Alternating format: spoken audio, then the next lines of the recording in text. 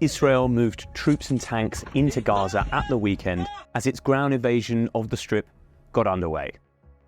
Here are 5 key updates from the war so far.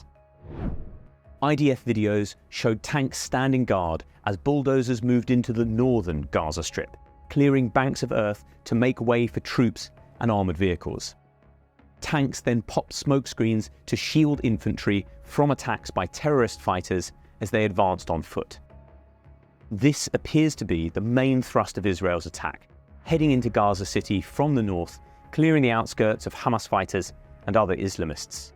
Troops also seem to be trying to cut the city off from the coast, as this is the way that most weapons and supplies are brought in. Video from central Gaza also shows what appears to be an Israeli Merkava tank blasting a car on the Salah al-Din road. Footage shows the car trying to turn around in the road before it is blown to pieces.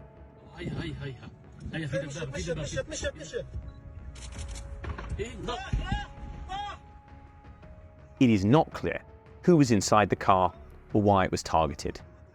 Salah al-Din is the main highway connecting Gaza City with the city's settlements and refugee camps in the south. It appears Israel's plan is to isolate the northern part of the Strip and clear it before moving southwards, explaining why they ordered everyone in the north to evacuate before the invasion began. Shani Luke, a 22-year-old who was kidnapped from the Nova Festival during Hamas's terror attack on Israel on October the 7th, has been confirmed dead.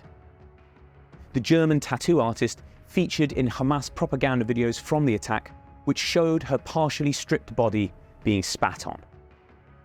Her family initially raised hopes she was alive but badly injured in hospital in Gaza and had appealed for her release. However, her mother has now confirmed she is dead after a bone from the base of her skull, without which it would be impossible for her to survive, was found by IDF soldiers and matched to her by DNA. It is not yet clear exactly where the bone was found or how exactly Shani was killed.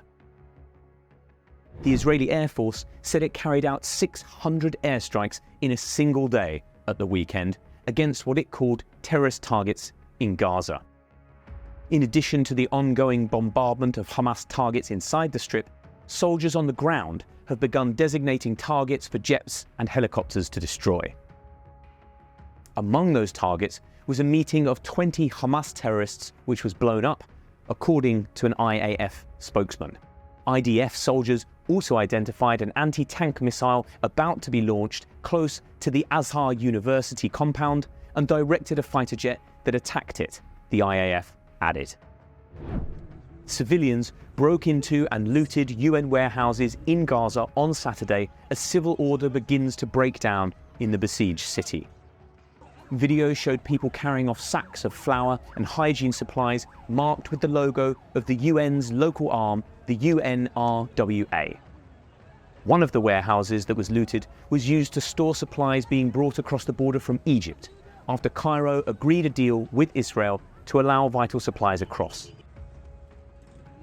Multiple aid convoys carrying food and other vital supplies have since entered Gaza, but humanitarian agencies working in the Strip say it is not enough for the 2.2 million people who live there.